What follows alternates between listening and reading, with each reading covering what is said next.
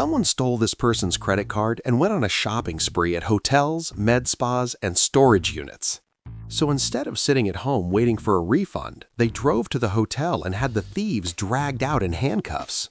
This is what happens when a credit card thief books a hotel room and the victim just happens to be in the neighborhood. Stick around. So yesterday morning, I get an email from my credit card company. A transaction for $1,500 at a med spa was declined. Then another email, same transaction, approved. I called the card company immediately to report the charge, and that's when I found out it wasn't just one charge. Over the past 3 weeks, someone had been using my card at hotels, gas stations, an online marketplace, a self-storage unit, and a moving truck rental company. I rarely ever use this card. The last time I swiped it in person was back in February, and the last online purchase was over a year ago. Fortunately, the card company flagged everything and shut my account down. $1,500 at a med spa. Someone is out there getting Botox on your dime and you're sitting at home with the same face God gave you. That's just disrespectful. Now, here's where fate steps in. That same morning, my boyfriend Marcus had a doctor's appointment in the same city where one of the hotel charges was made. After the appointment, he asked me what I wanted to do for the rest of the day, and I said, well, you wanted to go shoe shopping, or we could swing by that hotel up the street and see if my credit card thieves are still checked in. So we drove to the hotel. I told the front desk my card had been stolen and used to book a room there. The front desk woman was furious. She pulled up the reservation using my credit card number and found that whoever booked the room kept switching between different cards to pay. Of course, they wouldn't give us the room number. Marcus was hoping they'd hand over a key so he could go take their stuff, but no luck there. Marcus wanted to raid the room, just walk in, grab their suitcases, and dip. My man, that's not justice, that's a home invasion. I love the energy though, I genuinely love it. I called the credit card company and they told me to call the police, so I called the sheriff's department, and I was shocked when they actually showed up within 20 minutes. I gave them my report, my ID, and the credit card. The deputy asked if I wanted to press charges. I said absolutely yes. The deputies went inside and talked to the front desk, who handed over the invoice. Marcus and I waited outside in front of the lobby. And then, through the automatic sliding doors, I hear the front desk woman yell, "That's him! He's trying to leave!" A guy with a bull terrier and several bags gets tackled and put in handcuffs. They bring him outside, search him, and tie the dog's leash to a trash can. Then a second guy gets brought out in cuffs. And then a third person, a woman with 2 designer suitcases and a fancy backpack, struts out like she's walking a runway, not being detained by the police. She walked out like she was at Fashion Week. Ma'am, you are being arrested. This is not a photo op. Read the room, or in your case, read the handcuffs. 4 officers start going through the backpacks on the hood of their squad car, and oh, what a treasure hunt this was. Passports, fake IDs, stacks of credit cards, a laptop. Then they pull out a full-sized credit card printing machine. And then they pull out a big Ziploc bag filled with crystal meth.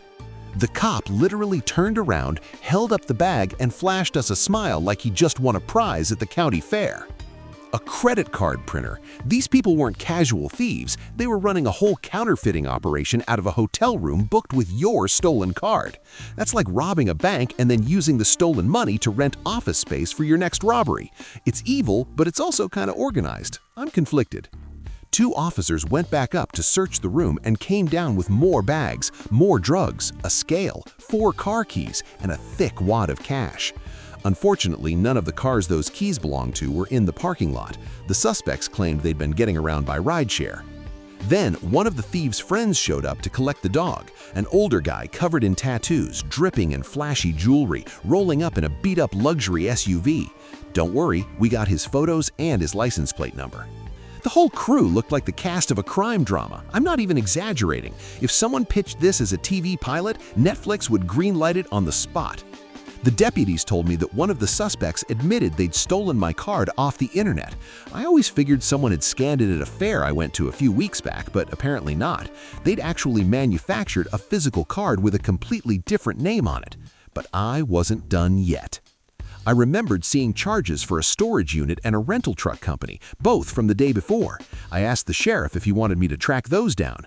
I managed to locate the storage facility in a city about 15 minutes away, called them up, and they confirmed a payment had been made with my card, but wouldn't give me the unit number. The sheriff said the storage place was outside his jurisdiction. He'd try to get a search warrant, but that could take a while. He suggested I file a separate police report with the other city's department. So, with nothing better to do, I drove my butt over there and filed another report. This person is doing more detective work than the actual detectives. They tracked down the hotel, identified the suspects, located the storage unit, drove to another city to file a second police report. At this point, just give them a badge. They've earned it.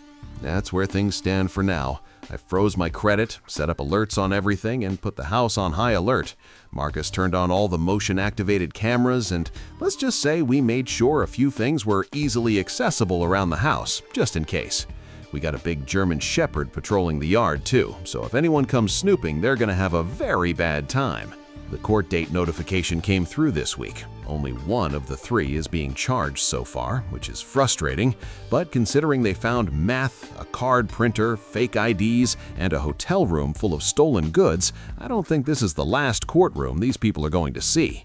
Alright, let's break this one down. What I love about this story is the sheer audacity of just going to the hotel. Most people would have filed a claim, waited for the refund, and moved on with their lives. Not this one. This person said, "I have a free afternoon, let's go catch some criminals." And it worked. The timing was perfect, the front desk lady was an absolute legend for spotting the guy trying to sneak out, and the cops actually showed up fast. Sometimes the universe just lines everything up for you.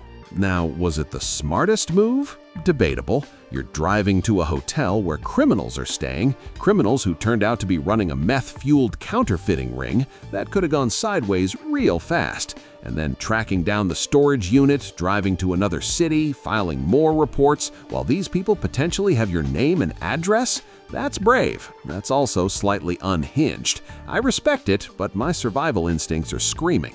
Me personally, I would have handled this very differently. I would have seen that $1,500 medspa charge and thought, well, at least someone is getting pampered with my money. Then I would have disputed the charge from my couch, in my underwear, eating chips, because that's called self-preservation. But hey, not everyone can be as strategically lazy as Hades. If you've ever tracked down someone who stole from you, I want that story in the comments. The pettier the better. I'm talking full detective mode. Subscribe, hit the bell, or I'm sending a German shepherd to your front door. No refunds. Hades out.